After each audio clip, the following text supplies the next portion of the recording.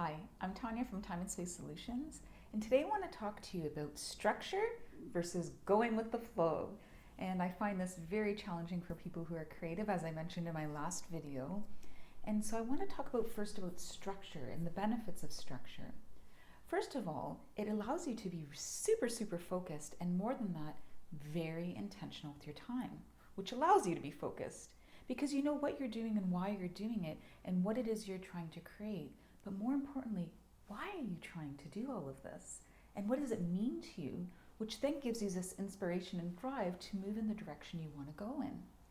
And so the other piece about structure that's great is that it gives you this, sense of, okay, these are the things I need to be doing, and it helps you plan out your day so that you actually get things done.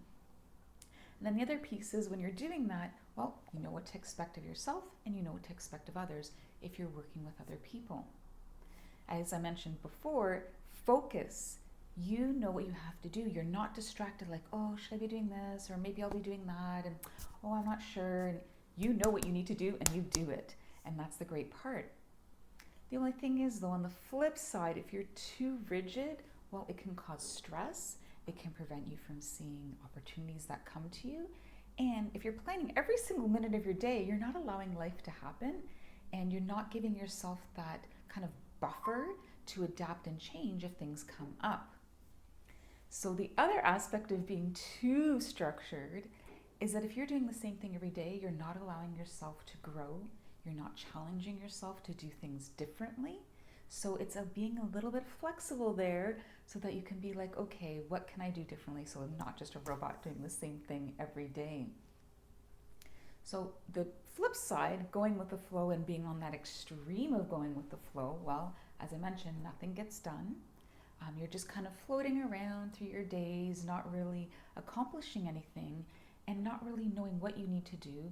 And you're getting pulled in different directions. Because if I'm not super clear on what I'm creating in my business and why, if I see an opportunity, being a creative person, I'm going to run it. I'm going to want to go do that opportunity without finishing what I'm working on. And so if you're just kind of got all these ideas in your head, but you're not putting pen to paper, nothing's happening. It's just all talk, no action.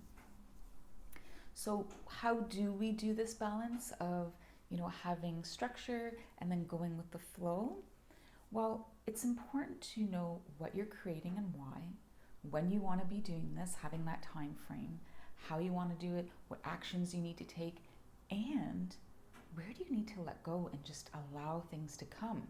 Because like in my last video where we're talking about being and doing and like how do you have that balance of creating and allowing, that's how the actual practical step of, okay, here we go.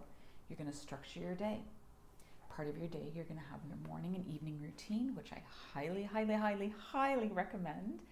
And you're going to implement journaling during that time. And then any other activities that help you ground and connect with yourself, get focused, and know what you're doing and why. And then to create that balance, well, overplan. I don't want to say overplan, but kind of always overestimate how long it's going to take you to do something, because then that gives you that buffer, that flex time to allow life to happen and opportunities to come to you. And so it's having that structure and then having some of that flex time that's going to help you create balance. The piece that I want to leave you with is this week I want to challenge you. If you don't already have a morning and evening routine, do one.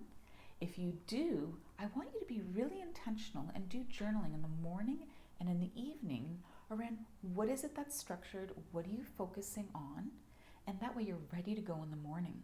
Last video we talked about doing a morning meditation where you're visualizing your day. Well, this is part of that. You want to map out what it is that you are doing during the day.